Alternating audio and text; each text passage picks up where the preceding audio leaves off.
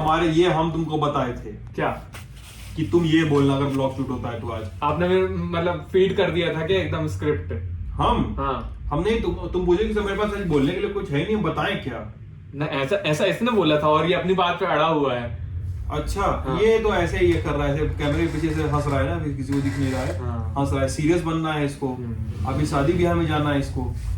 हाँ हाँ शादी ब्याह में जाना है यार। हाँ चलो, तो हम लोग गए थे आज बॉर्डर। बॉर्डर संदेश से बॉर्डर गए थे हम लोग आज। और आयुष बताएंगे बॉर्डर पे क्या देखे।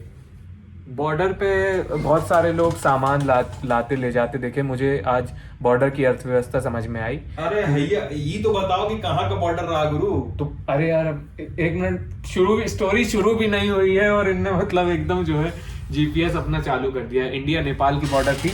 ये इसलिए बहुत एक्साइटेड है काहे से कि इनका मोबाइल जो है वो नेपाल टेलीकॉम का सिग्नल पकड़ने लगा था। और ये बोलने लगे थे कि अब किसको कॉल करें, इंटरनेशनल कॉल हो जाएगी। कॉल करना है। हाँ यार इंटरनेशनल। ऐसा नहीं हो सकता था ना कि कौन से कॉल करते कि नेपाल से धमकी भरा फोन आया। हाँ। होता शब्द अखबारों में ना, नेपाल से आया धमकी भरा फोन। और करते हम तो ट्राई भी नहीं किया, लग रहा था कि नहीं लग रहा था, लेकिन लिखा हुआ था नेपाल टेलीकॉम। और लोग थे उसमें, इंडिया में ही थे। इंडिया में ही थे वो। अब वो टावर को पता नहीं रहता मैं हवा हूँ कहाँ है। पता नहीं रहा। ऐसे ही इलेक्ट्रोमैग्नेटिक वेव्स का भी है कि मैं EMI हूँ कहाँ है। हाँ तब क्या देखे तुम इंडिया नेपाल बॉर्डर पे। इंडिया नेपाल बॉर्डर पे बहुत सारी मतलब रास्ता कच्चा था, पक्का रास्ता नहीं था। तो आपने बताया दो तरह की बॉर्डर होती हैं। एक कौन सी? एक तो ये नॉर्मल बॉर्डर है, हाँ। इस तरह के गांव गिरात के छोटे छोटे बॉर्डर है। एक होते हैं trade border. Trade border. Trade border मतलब जिससे आपके बड़े बड़े ट्रक जाते हैं, टूरिस्ट जाते हैं, टूरिस्ट बसें जाती हैं। नहीं, ट्रेड बॉर्डर पे आपका ट्रेड होता है। एक होता है जनरल बॉर्डर जिससे टूरिस्ट बसें वगैरह जाती हैं। तो ये वाली जनरल बॉर्डर थी। हाँ ये वाली। अब जैसे तुम वाघा कभी गए हो कि नहीं, अमृतसर? वाघा गया हूँ, एकदम बढ़िया। वहाँ पे हिंदुस्तान जिंदाबाद होता है और अच्छा डांस वांस किया है, सब कुछ। वहाँ देशभक्ति के गाने बजते हैं। वहां पे ट्रेड गेट देखे हो? नहीं मैं तो वाघा ही से चले आए थे ना। हाँ। वाघा अगर आप लोग जाएं, जो वाघा बॉर्डर है, मैं वहां गया हूँ। और वो पूरा कॉन्सेप्ट मुझे उस समय समझ में आया था कि वहां पे वाघा बॉर्डर है, वहां पे जो भी होती है, मतलब इधर की मसल फ्लेक्सिंग, उधर की मसल फ्लेक्सिंग, देश प्रेम, ये और तमाम गाने वाने बजते हैं, लोग डांस वांस करते हैं, ये सब जो होता रहता है। अगर आप वाघा से वापस आए अमृतसर की तरफ या जाते समय देखें तो आपको अपने जाते समय लेफ्ट हैंड पे और आते समय राइट हैंड पे, तुम अगर दोबारा कभी जाना तो देखना, वाघा के पास एक बना हुआ है बड़ा सा ट्रेड गेट। तुम देखोगे बड़े बड़े ट्रक, जहाँ वो रिट्रीट होती है वहां नहीं, वहां नहीं। वो तुम्हारा सिविलियन बॉर्डर है। हाँ। वो सिविलियन के पैसेज के लिए है। उसके पास में ट्रेड गेट बना हुआ है, जहां तक मुझे पता है। अगर मैं बहुत साल पहले गया था वाघा। ट्रेड गेट बना हुआ है और ट्रेड गेट जो है वहां से ट्रक जाते हैं, ट्रक आते हैं, और वो वैसा ही है। मतलब आपको देख के लगता है कि इंडिया का ट्रक जा रहा है, जिसपे धूम का जो म्यूजिक होता है वो बजता रहता है। आपको देख के समझ में आता है कि इंडिया का ट्रक है। और उधर से जो पाकिस्तान से एकदम मतलब ट्रक पे शीशे के अलावा, मतलब शीशे पे भी ड्राइवर के देखने भर की जगह रहती है, इतनी जगह रहती है ड्राइवर के देखने भर की। उसके माँ पूरा ट्रक एकदम सजा रहता है, लदा फदा, झुमका, टिकुली, बिंदी, मतलब मांग टीका। हमको लगता है मतलब एक भयानक लदा फदा सजा हुआ ट्रक पाकिस्तान का।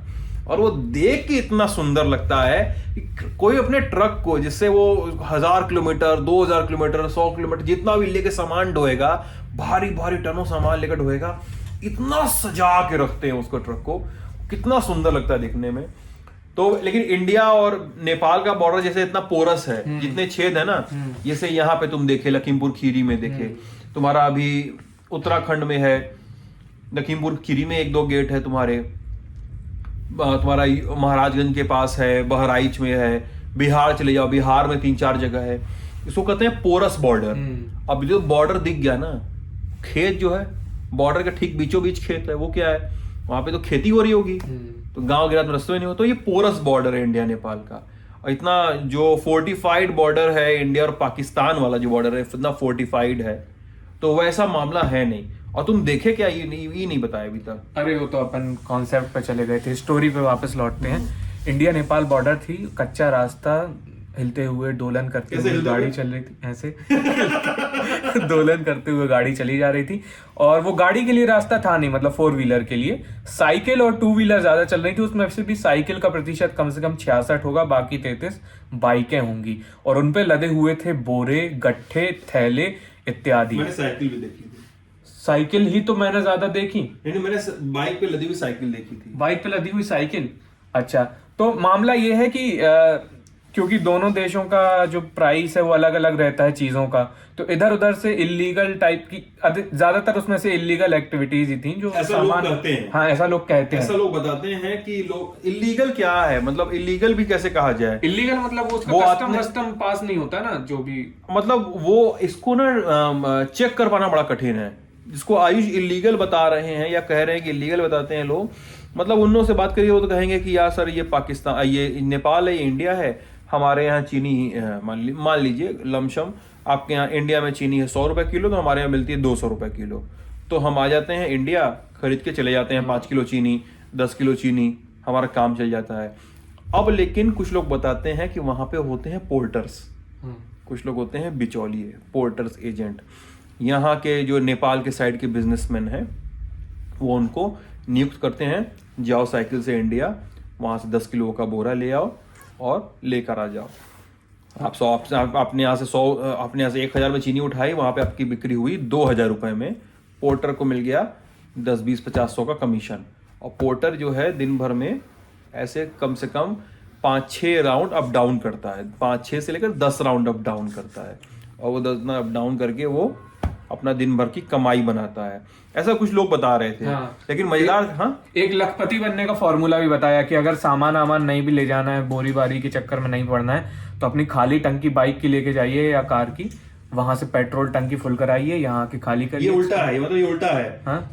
अच्छा, इधर से फुल कराना है। नहीं नहीं नहीं नहीं नहीं, इंडिया में सारा सामान सस्ता है एक्सेप्ट फ्यूल। Accept fuel. हाँ हाँ, आप यहाँ से ले जाके वहां बेचेंगे तो महंगा बिकेगा। लेकिन आपको पेट्रोल डीजल चाहिए तो लोग बता रहे थे, जैसे कि कई, ये हम लोग बिहार में भी देखे थे हम तो, और महाराजगंज में भी देखे हैं, सुनौली के आसपास लोग बताते हैं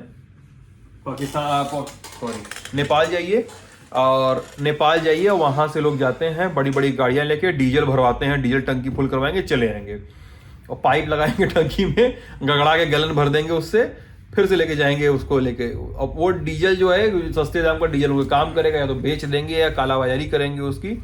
ये मतलब आम कहानी हो गई है बॉर्डर एरिया की, ये कई सारे लोग कहते हैं, मतलब हम लोगों ने होते हुए देखा नहीं, हम पूछेंगे कालाबाजारी करते हैं तो लोग बोलते हैं नहीं भैया आप नहीं उसके लिए ले जा रहे हैं। तो वो तमाम पूरा सिस्टम जो है ना, वो थोड़ा सा आपको थोड़ा संदेह पैदा करता है। लेकिन मजेदार ये था कि सब कुछ के बीच में कुछ लोग थे जो नेपाल से आए थे और मछली पकड़ के जा रहे थे। हाँ। दीदी लोग थी वो। दीदी लोग थी। हाँ, वो आई थी, उनका एक अलग टाइप का वेसल भी था जिसमें वो मछली बेत का मतलब मेरे ख्याल से उसमें था कि पानी निथर जाए। हाँ, वो किसी खास जनजाति की महिलाएं थी, आप बता रहे थे। थारू जनजाति। कौन सी? थारू जनजाति की महिला। थारू जनजाति की महिला थे वो, ये इस बेल्ट में ज्यादा पाए जाते हैं, इस थारू जनजाति के लोग, जो नेपाल और तराई का क्षेत्र है जो नेपाल से लगा हुआ और यूपी का रीजन जो है उसमें ज्यादा पाए जाते हैं। तो जंगल से ही सामान लेना देना होता था, लेकिन जंगल खत्म हो गए तो फिर वो जंगल खत्म हो गए, जंगल मतलब काफी समय पहले खत्म हो गए। आपको इतना बड़ा वेजिटेशन देख के पता चलता है जंगल खत्म हो गए। अब वहां पे गन्ने की फसल लगी है, गन्ने की फसल पानी बहुत ज्यादा खाती है और पानी नीचे जाता जा रहा है। अब वहां पे कोई एक कॉन्सेप्ट भी अगर सोच भी ले सपने में ना कि जंगल फिर से उगाना है, तो इतने मशक्कत का काम होगा, क्योंकि गन्ना पानी खत्म कर देता है जमीन का। और ये वेस्ट यूपी की सबसे बड़ी दिक्कत है कि वेस्ट यूपी में कहा जा रहा है कई जिलों में, इंक्लूडिंग गाजियाबाद, इंक्लूडिंग गौतम बुद्ध नगर, बहुत कम सालों का पानी बचा है, अंडरग्राउंड वाटर बचा है। उसके बाद क्या होगा, उसके बाद क्या लड़ाई शुरू होगी हमको नहीं पता। तो मतलब जहां जहां गन्ने की खेती हो रही है, और गन्ने की खेती किसान क्यों ना करे, किसान को क्या पता कि यार हम पानी खत्म कर रहे हैं, किसान को पता है कि गन्ने से का पैसा अच्छा मिलता है। ये सब तो मुझे उन दीदी लोग वो मतलब ऐसे नहीं बहुत बड़ा तालाब है और कोई अबंडेंट टाइप की प्लेस है वहां से मछली ले रहे हैं, ज्यादातर वो शेल से उठा रही थी। और वो ऐसा था, रोड थी, रोड किनारे पुलिया किनारे नहीं ऐसे पानी भर जाता है थोड़ा सा, तो वहां जरा सा ही पानी था, तो उसमें से डाल डाल के वो लोग निकाल रही थी। और मुझे लग रहा था कि इसके लिए बॉर्डर पार करके क्यों चले आए, ये तो मतलब ऐसा तो वहां कहीं भी मेरे ख्याल से किसी काम से आए होंगे वो, रुक गए होंगे कि यार ये भी कर लिया जाए। अच्छा, वो है ना कि इसके लिए तुम्हारे दरवाजे पे चले आए। कट्टे वाली डाला है ना, हाँ मिर्जा बने तो उसके लिए तो हमारे दरवाजे पे चले आए। तो वही था, इसके लिए बॉर्डर पार चले आए वो, मतलब पुल। अरे बॉर्डर पार वाले में वो जो इंडियन आर्मी के भैया थे वो सबसे सॉलिड थे। हाँ, वो लल्लन टॉप के व्यूअर भी थे। वो लल्लन टॉप के व्यूअर थे। हम लोग की गाड़ी वाड़ी देख के, जो हम लोग की गाड़ी है जिसको देखकर कोई ये कह सकता है कि गाड़ी भी तो पाकिस्तान के ट्रक की तरह सजी हुई है। तो गाड़ी काफी सजी हुई रहती है हम लोग की, जो ब्रांडिंग वांडिंग है लोगों को लगी हुई। तो वो देख के रुक गए और बताए कि मैं इंडियन आर्मी में रहा हूँ और मेरे भाई अभी भी पुलिस में है। और बोले रहते कहाँ हैं? तो बोले मैं बस बॉर्डर के उस पार रहता हूँ, मतलब नेपाल में रहता हूँ मैं। हम बोले घर वर सब लोग यहीं पे। बोले जन्म कहाँ हुआ है? बोले भोपाल में। और नेपाल में बस? बोले हाँ भोपाल में, हम नेपाल में रह रहे हैं। और भाई भी उनके कहीं मध्य प्रदेश पुलिस वगैरह में पोस्टेड हैं, इंडियन आर्मी से 1-2 साल पहले रिटायर होके जाके अब अपने घर में रहते हैं नेपाल में। और उनकी गाड़ी पे वो नेपाल लिखा भी हुआ था। अरे मुझे आज मैंने पहली बार नेपाल की वो पट्टी देखी लाइसेंस वाली, मुझे तो लगा ये पुलिस वाली है, उसमें थोड़ा सा रेड और इस तरीके का रहता है ना, तो ऐसी भारतीय पुलिस भी लिखा रहता है। कुछ लोग अपनी यहाँ पे पट्टी पे लिखवा लेते हैं पुलिस। तुमको ये फैक्ट पता है कि नहीं नेपाल के झंडे के बारे में? ये तो बिना बताए तो नहीं पता चलेगा वो फैक्ट, और फिर बता देंगे। नेपाल का झंडा मैंने इतना क्लू भी दे दिया तुमको। नेपाल के झंडा उल्टा कुछ है क्या उसमें?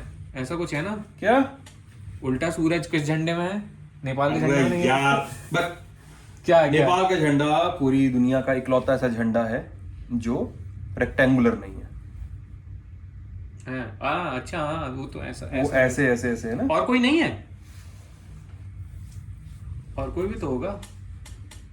देख लो गूगल, हम गलत हो जाए फैक्ट चेक हो जाए। आपने अपने उससे कहा है। हमारी फैक्ट चेक टीम पकड़ ले तो हमको क्या पता है। हम नहीं बताओ कुछ, हम चेक एक वो कौन सा देश है जिसमें उल्टा सूरज आता है? जापान है क्या? गूगल से बताता है। गूगल से जापान में तो यार सफेद पे तो लाल है उस पे। हाँ उधर तो नहीं, ठीक है। काफी यहाँ पे ये झंडे वाली ज्योग्राफी गड़बड़ाती हुई। बहरहाल उसके बाद हम लोग नहीं, उसके पहले हम लोग वो गए थे लखीमपुर। जब पहली बार आम लोग सुनते हैं तो उनके मन में लखीमपुर हिंसा का दृश्य आता है, जो किसान वहाँ पे प्रोटेस्ट कर रहे थे और फिर उनके ऊपर किस तरीके से गाड़ी चलाई जाती। तो हम लोग उस घटना स्थल पे गए थे। अभी भी वहाँ पे ऐसी पीली वाली जो पट्टी होती है ना, सीआईडी वाली नहीं थी, लेकिन मतलब मुझे याद वही आया, सीआईडी लगाती सबसे पहले वैसी पट्टी। तो क्राइम सीन वाली पूरी पट्टी लगी थी कि कहाँ पे गाड़ी पलटी, कहाँ पे फायरिंग हुई। और जो लोग वहाँ पे थे उस प्रोटेस्ट में मौजूद थे, वो पूरा हमें वॉक थ्रू करा रहे थे कि यहाँ पे ऐसा हुआ, देखिए गाड़ियाँ वहाँ से 3 गाड़ियाँ ऐसी आ रही थी, आगे थार थी, पीछे फॉर्च्यूनर थी, उसके पीछे एक और गाड़ी। और फिर कोई बता रहा था उसके आगे ही एक पेट्रोल पंप भी दिखा हमें, तो उसका एक फुटेज भी वायरल हुआ था पेट्रोल भरवाने का। है नहीं, हम नेपाल वाली बात पे एकदम सही है, हम सही बोले थे। क्या बोले थे? Only rectangular flag, only non rectangular flag in this world. वो ऐसा है ना, तो ये कहीं आए तो याद कर लेना। अब हम और आप पता नहीं कितने लोग को नहीं पता, ये इस बात में जेरी हम लोग को बहुत सहयोग कर भी नहीं रहा है। और ये बात तो मैं व्लॉग में नहीं कहना चाह रहा था कि आप लोगों से शेयर करें, लेकिन इस बात को मुझे कहना चाहिए आप सभी लोगों से। मैं और आयुष एक मिशन पे हैं और जेरी का उसमें कोई भी लेश मात्र भी सहयोग नहीं है। वो मिशन है मेटाबॉलिज्म बढ़ाने का। हाँ मतलब मुझे तो चलना अच्छा लगता है, तो मैं उसमें चलने वाले हिस्से में वो कर रहा हूँ। मेटाबॉलिज्म, सही बात है। होता क्या है यार मेटाबॉलिज्म? यार बॉडी की 2 प्रोसेस हो, यार बहुत से बताना पड़ेगा। रहने देते हैं। एनाबॉलिज्म कैटाबॉलिज्म को मिला के मेटाबॉलिज्म बनता है। एनाबॉलिज्म मतलब फॉर्मेशन, कैटाबॉलिज्म मतलब ब्रेक डाउन। गलत हो तो बता दीजिएगा। मेटाबॉलिज्म बनता है कि आपके बॉडी में किसी चीज का फॉर्मेशन, उसका ब्रेक डाउन एक अच्छी गति से हो। अगर वो गति गड़बड़ है तो आपको लिथार्जी आती है, आपको आपका वेट गेन होता है बहुत ज़्यादा। हाँ, और वेट हंस रहा है देखो ये। मेरा वेट गेन स्टेरॉइड की वजह से हुआ है। और अरे सब बता देंगे क्या? अरे क्या नहीं बताना, ऐसे लिखता है सब लोग। ऐसे एक आदमी कमेंट में लिखा था, ऐसे ऐसे सब ऐसे पकड़े थे माइक, बोला सिद्धांत जी आपकी भुजाएं हैं कि मोटापे का थुलथुल। हाँ, इसको देख के ये आपकी भुजाएं हैं मतलब जिम वाला बल्ला है कि मोटापे का थुलथुल, तो उसको हम रिप्लाई में किए भाई मोटापा ही है। अरे बॉडी शेमिंग नहीं करना है। मैंने भाई मोटापा ही है, इसमें क्या ही तो है। बॉडी शेमिंग कर रहे हैं, खुद की भी बॉडी शेमिंग अलाउड नहीं है। मैं खुद की बॉडी में कहाँ कर रहा हूँ, मैं बता रहा हूँ कि लोग कहते हैं ऐसा, अच्छा, लोग कहते हैं ऐसा। तो बहरहाल हम लोग मेटाबॉलिज्म पे काम कर रहे हैं, इसमें जेरी का कोई सहयोग नहीं है। करते क्या है हम लोग, आयुष बताइए। हम लोग ऐसा वो मत बताना जो बॉडी बिल्डर लोग करता है। नहीं, वो सब नहीं असली करते वाला हैं नहीं हम लोग। बताता है, सब नकली वाला बता देता है। हम लोगों ने तय किया है कि हम लोग रात का मील स्किप करेंगे, मतलब दिन में 2 मील खाएंगे। आप अपने में हमको मत मिलाइए, हम बहुत पहले से करते हैं ये। हाँ, आप बाद में आए। तो अभी हम लोग यूनाइटेड स्टेट्स ऑफ सिद्धांत एंड आयुष की बात कर रहे हैं ना। हाँ, तो उसमें हम बहुत पहले से करते रहे हैं कि हम सूर्यास्त के बाद खाना नहीं खाते हैं। हफ्ते में एक आध दिन होता है जिस दिन खा लेते हैं, वो चीट वाला मामला होता है ना। हम तो चाप के खाते थे भाई। अभी नहीं खाएंगे। और उसकी जरूरत, इन्होंने बताया कि नींद अच्छी आती है, पाचन अच्छा होता है। हमने बोला अच्छा, हम भी करके देखेंगे। Why should. हुआ कि नहीं, कोई दिन किए कि नहीं अभी तक? आज पहला दिन है। आज पहला दिन है। अच्छा।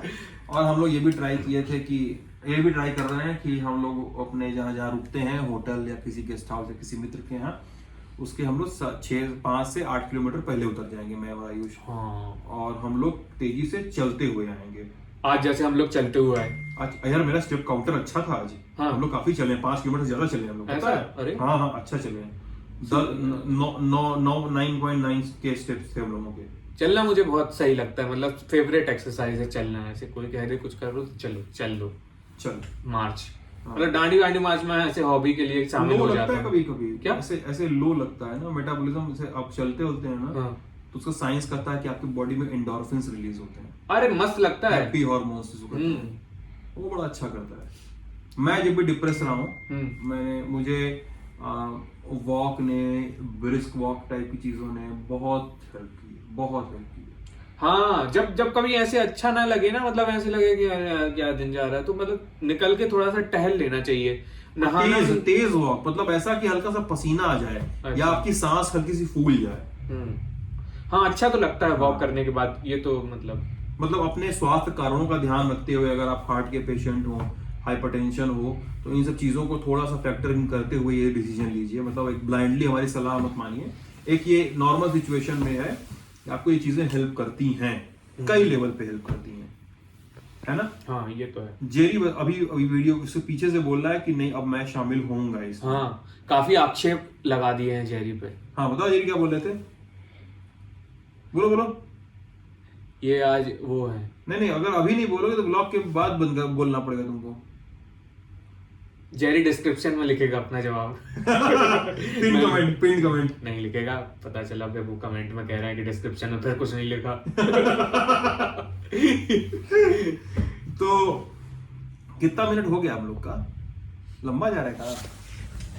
देखें 20 मिनट्स 20 मिनट ज्ञान दे दिया। हाँ जेरी, ये टेक्निक थी क्या भाई? किसी ने कसम दे दी है क्या तुमको? ये मॉनमरो ताले में चले गए। ये मेटाबॉलिज्म करेक्ट करना था ना, देखिए अब ये हिला, देखा अब ये उस वाले मोड में है। चलिए अलविदा कहा जाए अब, है ना? हाँ जी दोस्तों, ये आज का दिन था 26 नवंबर। Signing off, Tata. बहुत अंग्रेजी।